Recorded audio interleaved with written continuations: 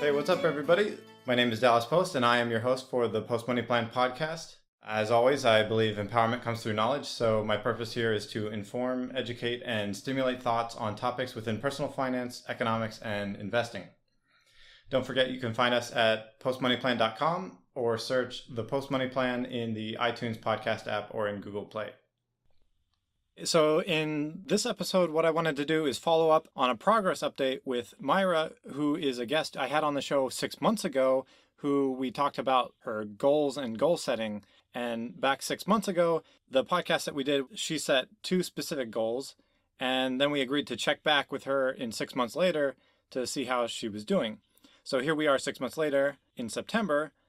If you haven't heard that one, you can go back and listen to it, but I'll also play some clips from her in that episode in this one. So welcome back to the show, Mayra. Thank you. Thanks for having me. Sure.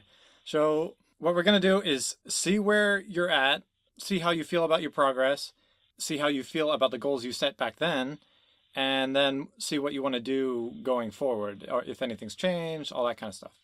Got it. Cool. And I just want to say in advance, I want to thank you again for your willingness to do this and to be sharing and kind of vulnerable. It's my pleasure. Okay, so I'm going to start with going back to what we discussed where you were envisioning your future. I did this little exercise with you. So I'm going to play a clip from our previous episode where I was asking you about your ideal future. If I could write my future, this is what it would look like. I would continue to progress in my HR career and continue to be independent and make my money work for me. I'd like to get to a point where I don't have to enter so many contests to supplement my income. Continue to cultivate the friendships that are really important to me and just be healthy and be an encouragement to my family. So, yeah. Okay, so on hearing that, how does that make you feel? It makes me feel happy because I am doing those things. I'm progressing in my HR career because my company just paid for me to get certified, get an HR certification, and they're paying for the test as well. So check there. And then I'm making my money work for me because now I'm investing and I'm earning so much more interest than if it was just sitting in my bank account. So check there. And I am focusing on a few relationships. And I used to just love going out, meeting all the different kinds of people, but now I feel like I'm more of a homebody and just focusing on a couple of people at a time. Okay, cool. There were a couple that you also mentioned about being independent or being an encouragement to your family.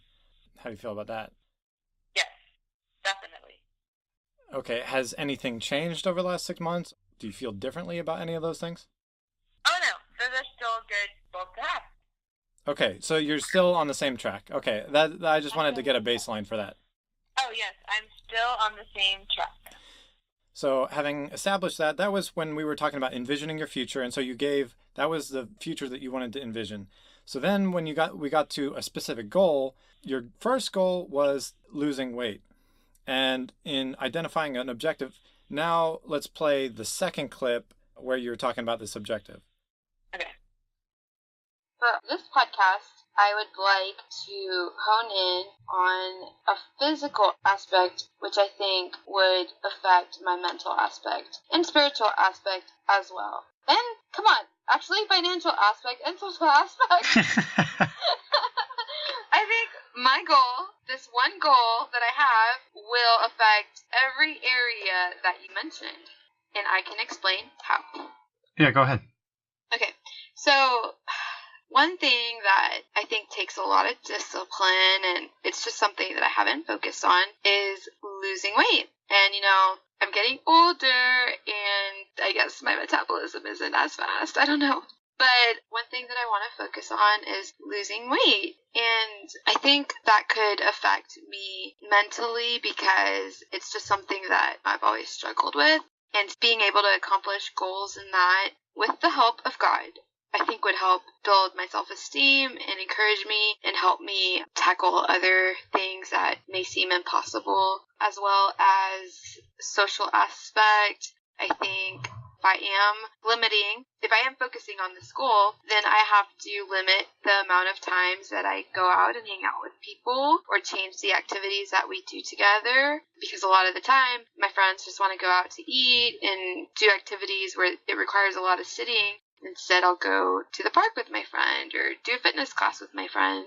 So I think that wouldn't leave as much room for a lot of social activities, like parties. It would be more intentional and one-on-one, which I think would also affect my mentality, because those are the relationships that are most important, the ones where you can trust people. And I think that it would affect me financially, because I would be a better steward of my resources and not as much money would be going towards going out to eat, which can be expensive. I don't want to become indifferent to the way that I'm stewarding my money. And then spiritually, I think it'll require a lot of leaning into the Lord and helping Him overcome if I feel like I don't have the strength or cravings or whatever. And then physically, hopefully I'll have more energy and be better prepared to do whatever the Lord calls me to do without being tired or whatever. Okay, so that was the overall objective for your first goal. Do you still value that goal in the same way? No, I don't. What a terrible goal. It's too optimistic. Too optimistic. Well, that being said, let's play the next clip where you got specific about what your target was. Okay. I want to lose 100 pounds. By tomorrow? Okay. I was thinking about this, and I want to lose 24 pounds in the next year. And I want to do that because I think 2 pounds a month, it could be a challenge, I think. But you said that there has to be a bit of a struggle, right? So I think 2 pounds a month is a good goal for me. Okay, so your target was 2 pounds a month, so that was 12 pounds over 6 months. You're saying that was too ambitious? Well, no, okay. It wasn't too ambitious because I actually lost 10 pounds, and that's not really doing anything that I wanted to do. I don't know, I just somehow forgot about this, and just recently remembered it. So I think, yeah, if I had actually followed the guidelines I had set for myself, then I would have probably surpassed my goal. But I didn't, so, what can I do? Nothing. Well, fine. Let's play the next clip where you go into the execution methodology on how you were going to accomplish that. Well, I want to get better sleep because supposedly that's really important. I want to at least get 8 hours of sleep. That doesn't always happen with my social lifestyle, but it's a sacrifice I'm going to have to make, right? So I want to try to at least get 8 hours of sleep, and I want to be more active. I want to at least get 8,000 steps a day. Oh, that's going to be so hard. So actually, let's do at least 8,000 steps 3 times a week. So I don't have a baseline for this. So how about I track my eating for a week, calorie count and everything, see what that is, and since there's 3,500 calories in a pound, how about I reduce my calorie intake by 500 calories every day, and hopefully that'll equal to eating 1 pound less a week. All right, so you were saying you wanted to sleep 8 hours a night, you wanted to get 8,000 steps 3 times a week, and you wanted to reduce your calorie intake by 500 calories a day. Do you feel like that methodology was reasonable, and were you able to follow that, or was it difficult, or did you forget about it, or what? I do think it was reasonable, but A, I forgot about it, and B, I didn't follow it. I can't think of any good excuses. There's no reason why, there's no reason why I didn't do it. Well, so you said you lost 10 pounds, so that's not really, if your goal was 12 and you lost 10, that sounds like pretty close to 100% success to me, Well, that's pretty optimistic. I do feel like I failed. But Well, remember when we talked about it, you were setting an ambitious goal, one to push yourself. But if you set your goal as my goal is to lose 1 pound over 2 years, what does it matter if you accomplish that goal? But you set something ambitious and you got most of the way there. I think you should feel pretty accomplished in that. Oh, that's true. Thank you, Dallas. I was feeling a little bummed because I didn't reach the 12 pounds. Yeah, so I guess you're right. All right. So then, in terms of that goal, how do you feel about that going forward? Is that like you don't care about that anymore, or you want to double down and keep going, or what? If I lost another 10 pounds in the next 6 months, yeah, that would be great. I would love that. Is that something that you actually want to do or not? Yeah, I think I do want to do it. No. Yes. I do want to do it. Okay. I think I need to join a new gym. Right now I go to LA Fitness because a lot of my friends went there. But I thought, oh, I could work out with my friends, and that really didn't end up happening. Thought it could be more of a social thing. So maybe I just need to go to a nicer gym, like Lifetime, and get motivated there by the luxurious facilities, make it a experience more than a chore. Well, let's focus on how are you able to achieve the success that you did? I don't know. I have no idea. I half-assed it. I mean, obviously, I did something. I think it's because maybe every 6 weeks I'd say, oh, yeah, I'm trying to lose weight. Maybe I should do something. So I'd, change my eating habits or go to the gym, and then I'd get distracted by life, and then I'd forget. And then, just it was a cycle of doing stuff and not doing stuff. Well, how do you feel about your execution methodology that you set before, where you said you wanted to sleep 8 hours a night, you wanted to walk 8,000 steps 3 times a week, and you wanted to reduce your calorie intake by 500 calories a day? I don't think I did any of that. I know I didn't track it. Well, how do you feel about that going forward? I don't think I'm going to do that because I'm probably not. I know I'm not going to wear my Fitbit every day, so I won't know if I'm getting more than 8,000 steps. I'll try, but I don't know if I will.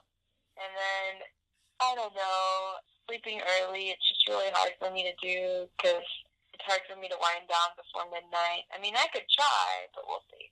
And then logging your food is such a chore. And then in my case, when I eat something that's not in the diary list, I have to make up the calories, just guess, and then I get really anxious about it because I'm like, oh, is this accurate? I don't know. And then I think I just become really OCD about it, and it becomes more of a burden.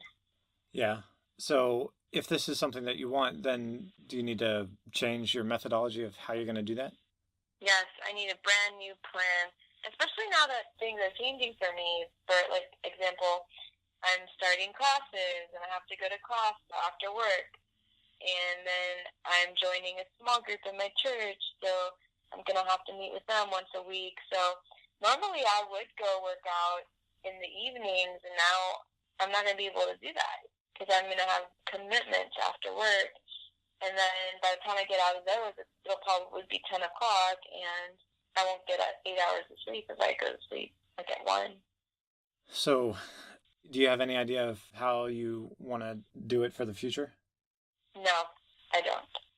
Okay, something to think about.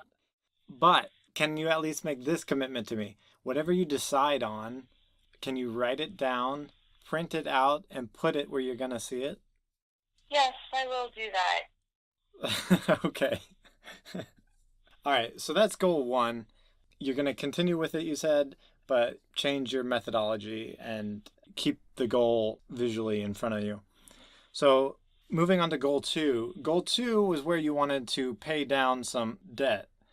Let's play the clip where you're talking about your financial objective.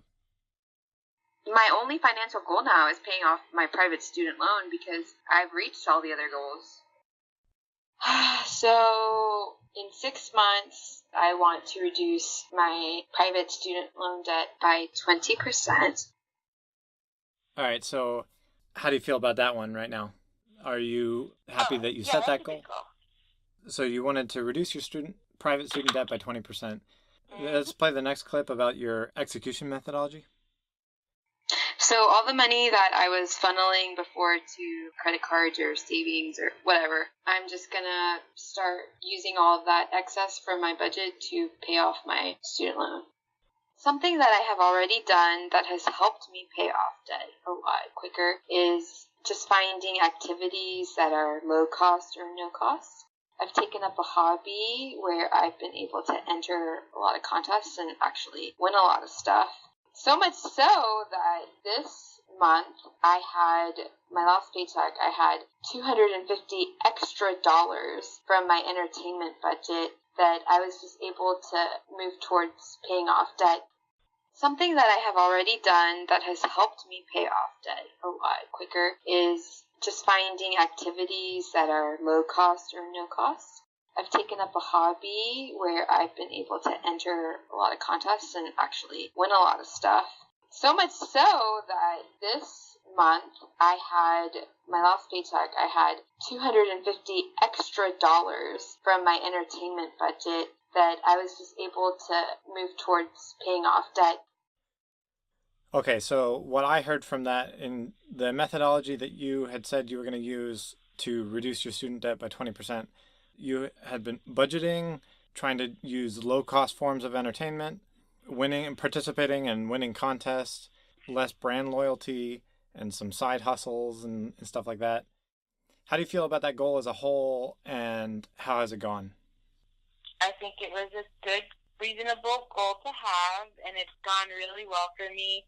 I reached my goal, and I've been doing a really good job of not spending my paycheck. So I'm able to use a lot of it obviously I pay my bills or whatever, but I have a good chunk left over that I don't touch at all. And is that different from the past? Yeah, because before, getting together with you, or... Yeah, like from a year or 2 years ago or whatever. Yeah, definitely from 2 years. Let's say it's different from 5 years ago, because I became more responsible when I started working in oil and gas. So, yeah. Okay. Have the execution methodology that you were using, is that what's worked well for you, or is it a little bit different? Yeah, no. If I'm doing something, it's probably because I won a contest, and I'm using that money for that. Let me tell you about my week. So today, I had a free coupon for a pizza that I got last week because I convinced my coworker to go stand in line with me, only for 15 minutes, because the first 52 people got a free pizza and they could just redeem it whenever they wanted. So anyway, I had that for lunch today, and then yesterday I had a salad from Chick-fil-A because once I went to Chick-fil-A and there was dirt in my salad, so they gave me 3 coupons to redeem my salad anytime. And I redeemed one of them yesterday. And then the day before that was Monday, and tomorrow's Wednesday. I have a coupon for free food at this little restaurant near my job, so I'm going to use that. So, if I'm going out, it's because I probably have a gift card or a coupon. Same for entertainment.